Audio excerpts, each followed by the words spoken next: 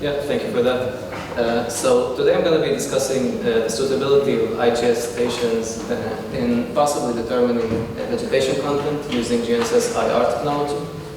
So we all know that the effects of climate change and global warming are becoming more apparent. That has also raised the need for more environmental monitoring systems, whether it's aerial systems or satellite systems. And one of these systems which has been used in recent years is GNSS-IR, which is a technique which analyzes the differences or disparities between direct signals and multipath signals. Now, the signal that received at the antenna is the compound signal, and what we're interested in specifically is the reflected part of the signal, which is the multipath signal. It has been used in recent years to estimate snow depth, forest biomass, soil moisture, sea level altimetry, and oil slicks. And this is done by analyzing the different parameters between direct and reflected signals. Now we know what the parameters for the direct signal are supposed to be because we measure them. And we also estimate the reflected part of the signal, and by comparing the two, we are able to learn about the environment in which the antenna is placed, specifically about the specular point, which is the point from which the signal is reflected.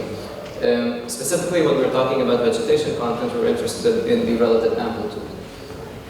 Now, we chose vegetation content because it is an important parameter. We use it to monitor the health of farmlands, to assess the effects of floods, and in many other applications where we actually need to filter out the effects of vegetation. This is a quick overview of the workflow. So we first collect GNSS data, and then we only filter out signals which are between the 5 and 35 elevation angle range, because we're interested in multipath signals. Then we acquire the reflected signal part, the SNR of the reflected signal part, and we adjust the value of the amplitude and also the phase of the reflected signal using this equation, which has been used for many years. Our observations here are the SNR of the reflected signal after we extracted that part, and our unknowns are the amplitude and the phase. We know the height of the antenna, we know the wavelength, and we know the elevation angle. This process is done for each and on a daily basis.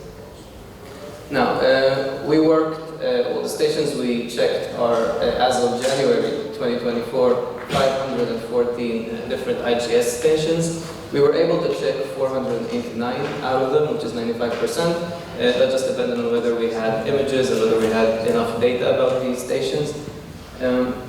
And these are the conditions which we checked for each station. So first, we wanted to see if the antenna is at least 1.5 meters tall. We made some exceptions for antennae which are at least 1.3 meters tall. Now, all of these conditions are only to filter out stations which are completely not suitable for vegetation content estimation. If a station actually follows all of these conditions, it doesn't necessarily mean that it is suitable for vegetation content estimation, but at least now we know which stations we can verify.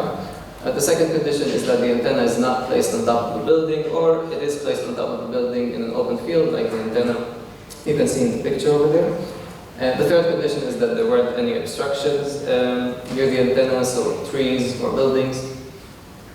Now, if there are obstructions from a specific place, then we know which azimuth angles of the signals to filter out, and then we can just use the signals from all the actual multipath signals which we are interested in. And then the fourth condition is that the antenna is placed in a field of soil, grass, or anything that is actually good for environmental estimation. Now, we did this generically to estimate several different parameters, not just vegetation content.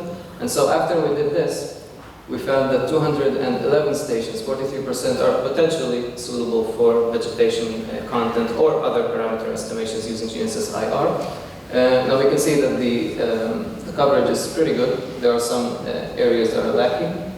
And these are the parameters that we wanted to categorize at least. So for each station that we found available, we wanted to see if it could possibly be used for snow depth, ice thickness, soil moisture, vegetation content, phenomenon of desertification, or sea level altimetry. And these are the results. So specifically what we're interested in right now is vegetation content. So we found that around a third of the IGS stations which we were able to check can potentially be used to estimate vegetation content. These are some examples. So we have a station in Russia, one in the US, and one in Tonga. Now again, all of these stations have their drawbacks and they have their strengths, but we can't just filter them out. They are potentially suitable for our estimations.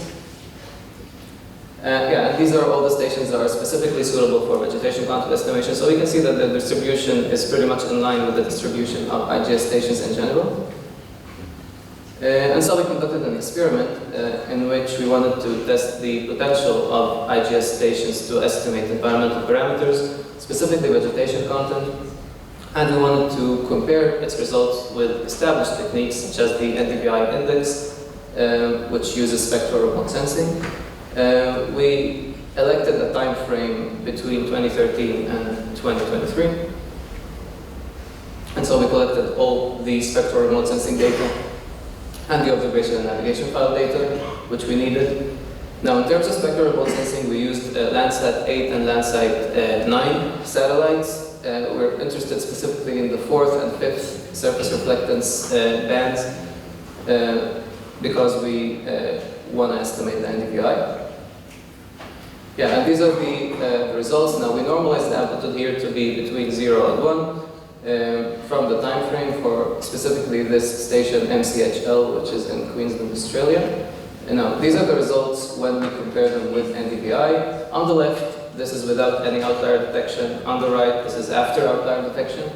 And yeah, we got a moderately strong correlation of 0.51. We also estimated the Pearson and Spearman coefficients, and they also gave moderately strong relations. Now, we don't know for sure that the relationship between normalized amplitude and NDVI is linear. All we wanted to check here is whether we can compare our amplitude, which we got from GNSS-IR, with established results which already are used to determine vegetation content, and we got a moderately strong correlation between the two. Now, these are the results for the SUTH station in South Africa. That's the normalized amplitude on the left. Here we got 49 stations. Yeah, and we got a correlation coefficient which is very similar after outlier detection. These are the results for the CGGN station in Nigeria. Here we had a limited number of images to begin with, but we also got a similar correlation coefficient. And yeah, so 43% of the IGS stations were found potentially suitable to estimate environmental parameters. We categorized the results into soil moisture, vegetation content, desertification, snow depth, sea level altimetry, and ice thickness. And we found that the normalized amplitude, which we got from GNSS-IR, it does have moderately strong correlations with NDVI, which has been used for years to track vegetation content and health. And the IGS's coverage does show decent potential to estimate and monitor environmental parameters. However, a lot more needs to be done in terms of being able to determine which stations specifically are able to be used to estimate different parameters, and this is what we're working on right now, as well as expanding the experiment to a global scale and longer period, of course, and to assess other environmental parameters such as soil moisture, ice thickness, and snow depth, which the algorithms already exist in the literature. We just need to apply them on the IGS and be able to check whether they're suitable. And yeah, that's all. If you have any questions, I would love to answer.